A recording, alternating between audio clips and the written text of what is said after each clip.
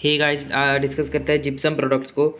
तो जिप्सम सबसे पहले पेरिस में फाइंड हुआ था, ये तो ये माइंड हुआ था, इसीलिए इसको प्लास्टर ऑफ पेरिस भी कहते हैं। तो इसमें क्या होता है, ये जो माइंड जिप्सम है वो होता है कैल्शियम सल्फेट डाइहाइड्रेट। सो इसको 110 या 110 से 130 डिग्री पर जब हीट करें तो ये कैल्शियम सल्फेट हेमीहाइड्रेट बन जाता है, जिस उसी को कहते हैं हम डेंटल प्लास्टर या फिर डेंटल स्टोन। ओके।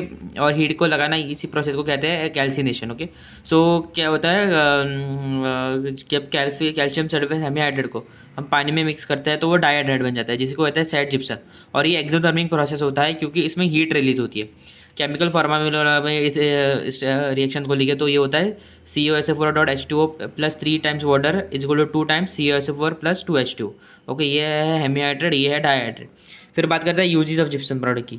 स्टैचूज और कंस्ट्रक्शन वर्क में हेल्प होता है, ऑर्थोपेडिक्स में होता है जैसे स्प्लिंटिंग और प्लास्टर कास्ट में बनाने में, डेंटिस्ट में ये होता है use to prepare study models, working cast, dies, moulds for denture processes, mounting impression plaster जो एक तरह का जिप्सम होता है जिससे इम्प्रेशन लेते हैं पेशेंट्स में।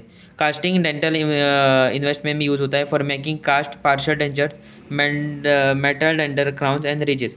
और मैन्युफैक्चर ऑफ जिप्सम प्रोडक्ट्स में की बात करें तो सबसे पहले कैल्शियम से कैल्सिनेशन में क्या होता है, जिप्सम से जिप्सम प्रोडक्ट्स बनते हैं। ओके, तो gypsum products based on method of calcification की बात करें तो होता है बीटा हेमीहाइड्रेट या फिर प्लास्टर, अल्फा हेमीहाइड्रेट या फिर स्टोन हाइड्रोसिल हाइड्रोकैल, और या फिर इम्प्रूव स्टोन या फिर डेंसाइट। ओके।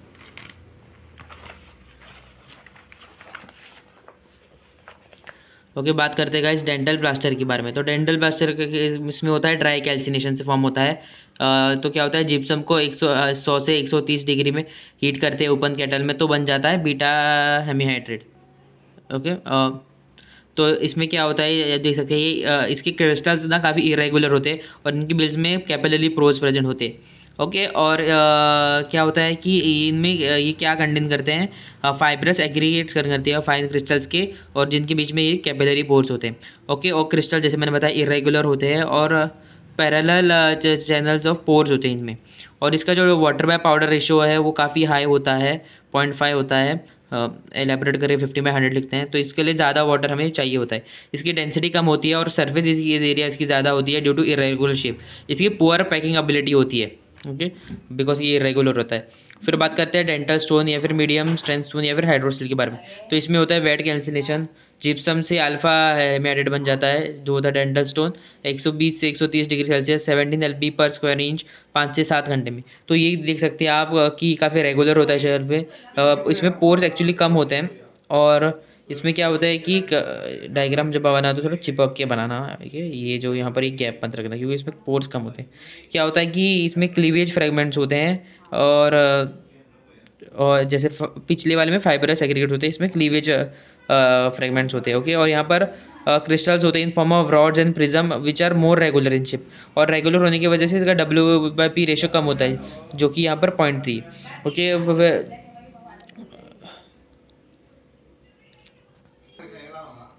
फिर बात करते हैं इम्प्रूव स्टोन के बारे में। तो इसमें क्या होता है, जिप्सम से हम क्लोराइड कंपाउंड बनाते हैं, उसको कैल्सिनेट करते हैं 30 डिग्री कैल्शियम क्लोराइड के साथ। फिर सोडियम सक्सिनेट डालते हैं, फिर जिससे इम्प्रूव स्टोन बन जाता है। और फिर इसी के क्रिस्टल जो होते हैं कैल्शियम इम्प्रूव स्टोन के हेमीहाइड्रेट जो है उसको हम ग्राइंड कर देते हैं।